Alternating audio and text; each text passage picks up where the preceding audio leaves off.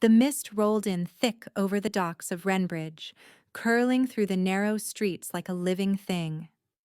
Astrid Vale pulled her coat tighter around her as she stepped off the bus, her heels clicking on the wet pavement. The coastal town felt both quaint and isolated, a place caught between the past and the relentless present. For Astrid, it was the start of something new, a chance to prove herself. She adjusted the strap of her leather satchel and glanced up at the towering office building ahead. Its sleek glass facade reflected the dull gray sky, an island of modernity amid the weathered warehouses and faded storefronts. Inside, Astrid hoped, was the future she'd fought so hard to reach. Her first day at Ravenshire Consulting had been carefully planned. She'd accepted the offer without hesitation, eager to escape the limbo of temp jobs and unpaid internships. Wrenbridge was a quiet place, yes, but the firm was ambitious, growing, hungry for innovation, and with a reputation for nurturing talent. That's what they said. Astrid wanted to believe it. The elevator ride to the 15th floor was silent but for the faint hum of machinery. Her reflection in the polished walls showed a woman determined to fit the role. Sharp eyes, a calm expression, and the faintest trace of nerves she refused to acknowledge. The glass doors opened into a sprawling office space filled with clusters of desks, buzzing monitors, and the low murmur of colleagues. A receptionist smiled and handed her a welcome packet. "Ms. Vale, your mentor will meet you in the conference room."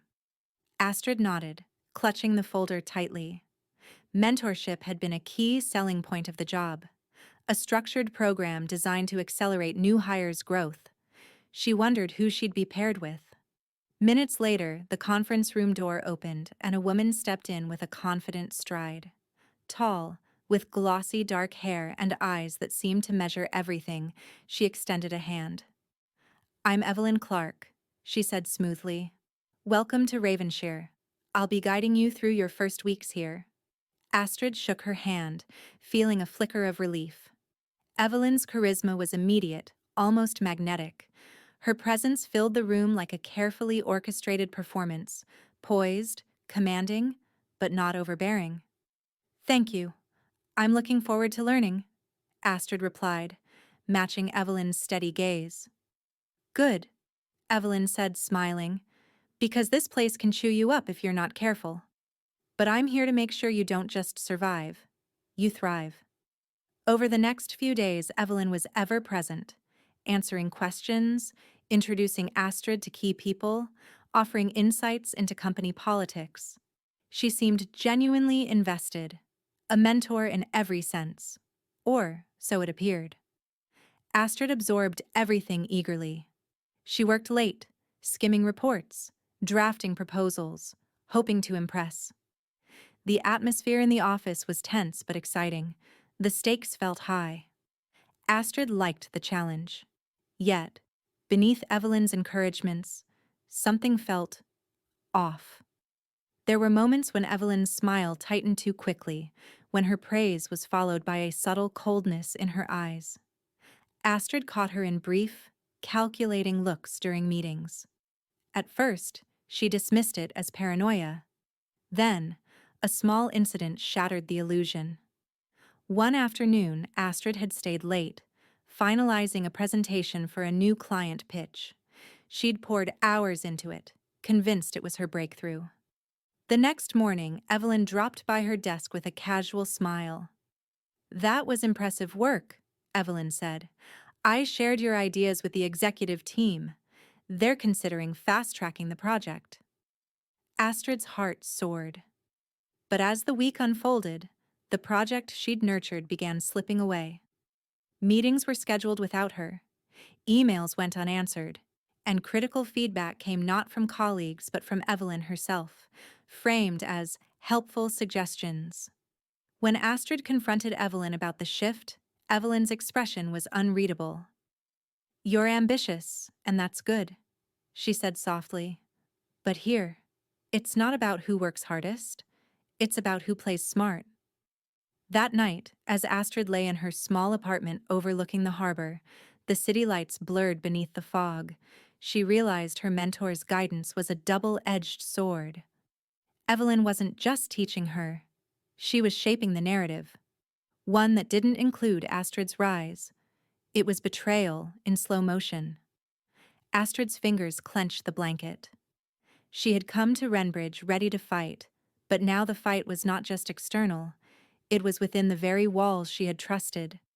And in that silent moment, amidst the cold hum of the city, a seed of resolve took root. She would not be a pawn. She would find a way to cut the ties that bound her, no matter how tangled, no matter how deep.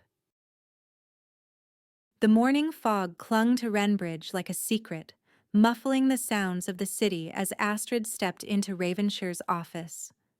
The previous week's unraveling still echoed in her mind.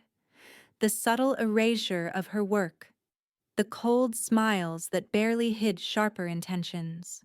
Yet Evelyn Clark remained a constant presence, a shadow looming over every corner of her day. In the open-plan workspace, whispers fluttered like restless birds. Astrid noticed the occasional glance, some sympathetic, others wary, but mostly indifferent. This was a game no one spoke aloud. Evelyn appeared at her side just as Astrid settled at her desk. Today, the mask was more refined, the warmth carefully measured.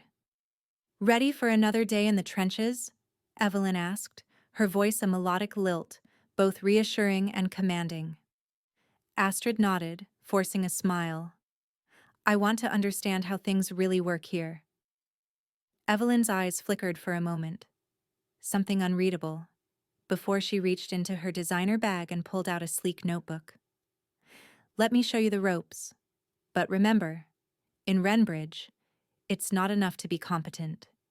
You have to be indispensable. And for that, you need allies." Astrid listened intently as Evelyn outlined a strategy for networking within the company. She spoke of unofficial power structures, whispered alliances, and the subtle art of influence. Astrid's enthusiasm was genuine, but a seed of doubt had taken root. Later that day, Evelyn invited Astrid to lunch at a quiet cafe overlooking the harbor. Over steaming cups of coffee, Evelyn's charm unfolded fully.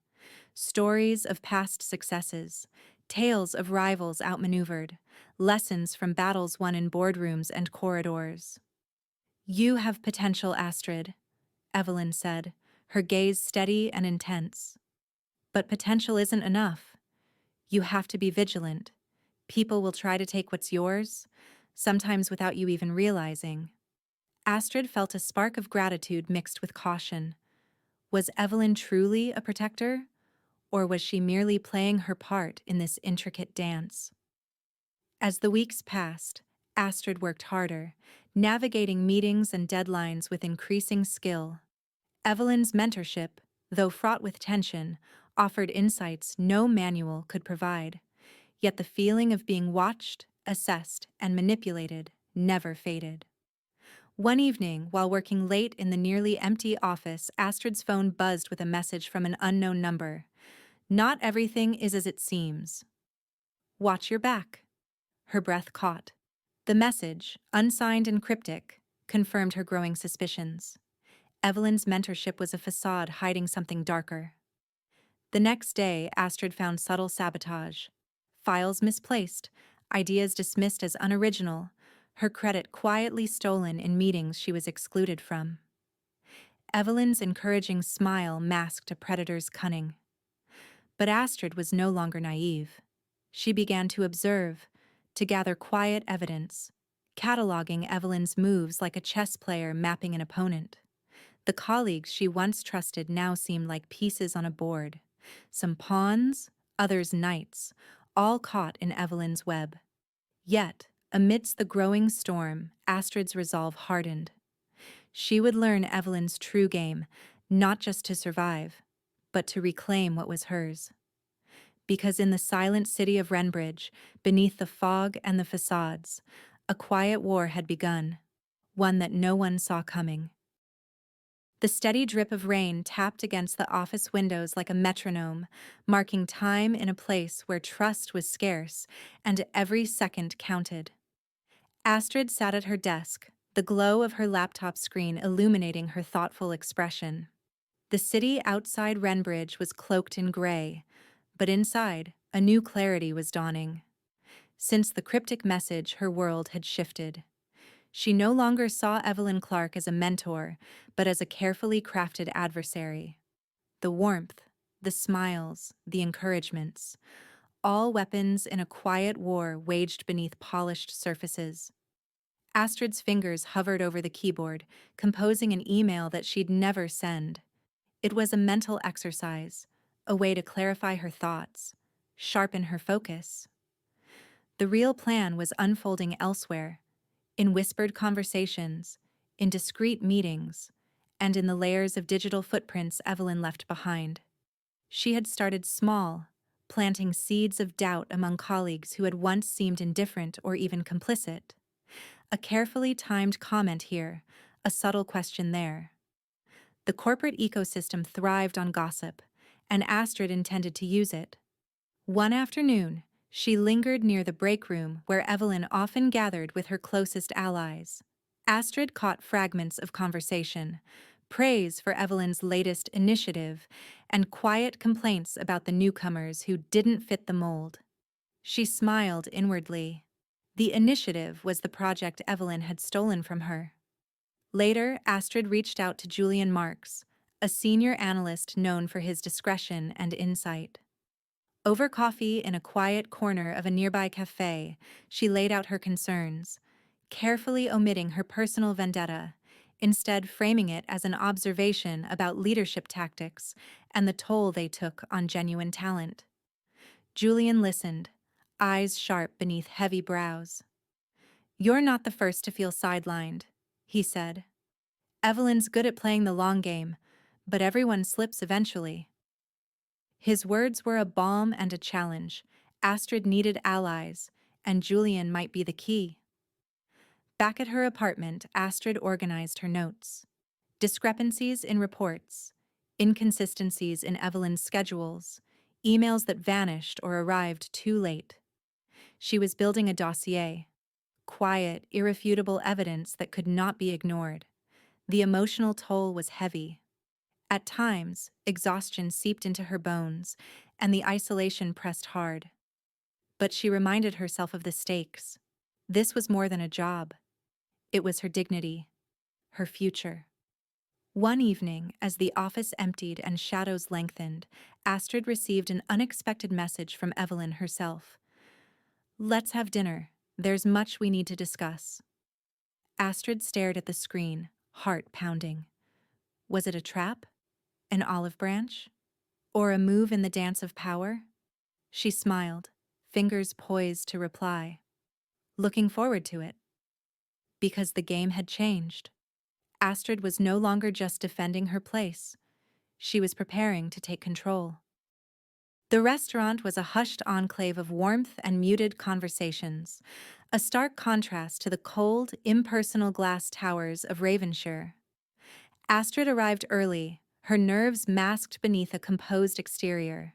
She chose a table near the window, where the fog swirling over Wrenbridge's harbor seemed distant, as if she were watching the world through a glass wall.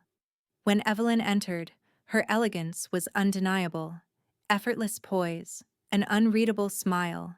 She greeted Astrid with the same calculated warmth that had both drawn her in and pushed her away. "Thank you for coming," Evelyn said, settling into the seat opposite her. Astrid nodded.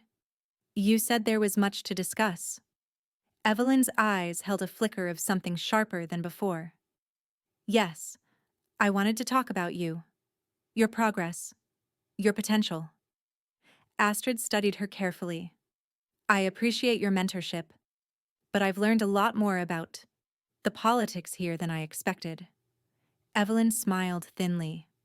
"Politics is the air we breathe in this business. Survival demands more than just skill." Astrid met her gaze steadily. "I've noticed some discrepancies in recent projects."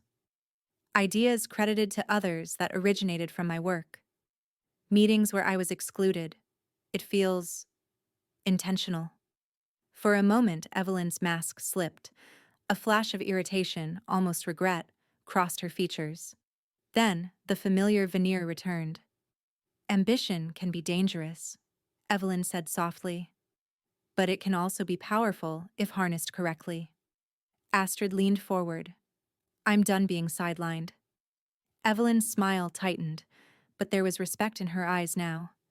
For the first time, she saw Astrid as a worthy opponent, not a pawn. I admire your spirit, Evelyn admitted. But this game is more complex than you realize. There are consequences for missteps. Astrid's phone buzzed discreetly on the table. A message from Julian. We have what we need. The board is ready to listen. A slow smile spread across Astrid's face. She stood, gathering her coat. Then let's not waste time. Weeks later, the office atmosphere shifted. The whispered rumors, the sideways glances, the tension in the boardroom, all pointed to one truth. Evelyn Clark's reign was unraveling. Astrid's dossier, carefully compiled and quietly delivered to key executives, exposed the manipulations, the stolen ideas, the sabotage. The evidence was undeniable. At the final meeting, Evelyn sat composed, but the sharp edge in her voice had dulled. Astrid presented calmly, her voice steady and unwavering. When the votes were cast, the outcome was clear. Astrid Vale was no longer the newcomer. She was a force, quietly powerful, elegantly ruthless. As she walked through the halls of Ravenshire, the fog outside seemed less ominous, the path ahead clearer. The ties that once cut her down had been severed, and in their place grew a new power, born not from drama, but from quiet, unyielding strength. The morning light filtered softly through the blinds, casting long shadows across Astrid's office. The room was quieter now, the subtle hum of the city a distant echo beneath the weight of change. Ravenshire Consulting was no longer the battleground it had been, at least not for her. Astrid sat behind her desk, fingers tracing the edge of a photograph. A foggy harbor, the streets of Wrenbridge swallowed in mist. It was a reminder of where she had begun. Hopeful, uncertain, vulnerable. Now, she was different. The victory over Evelyn Clark had not come with fanfare or dramatic confrontation. It was a slow unspooling of truth, a measured reclaiming of power through precision rather than spectacle. The toxic mentorship that once threatened to break her had instead forged a strength deeper than she'd known. But the cost lingered beneath the surface. The late nights, the quiet betrayals, the isolation, they were scars she carried silently. Her phone chimed with a message from Julian. Meeting confirmed. New project leads in place. You earned this. A small smile tugged at her lips. Astrid rose and looked out the window. The fog was lifting, revealing a skyline that felt both familiar and new. She was no longer just surviving in Wrenbridge. She was shaping it. Her thoughts drifted to the ties that cut, the connections, the alliances, the betrayals that had bound her. She understood now that severing them was not about revenge alone. It was about reclaiming her own narrative, her own identity. Power, she realized, was not about domination or drama. It was quiet. It was cold. It was elegant. And most of all, it was hers. As she stepped out into the brisk morning air, the city waking beneath a clearing sky, Astrid Vale walked forward, unbound, unshaken, unstoppable.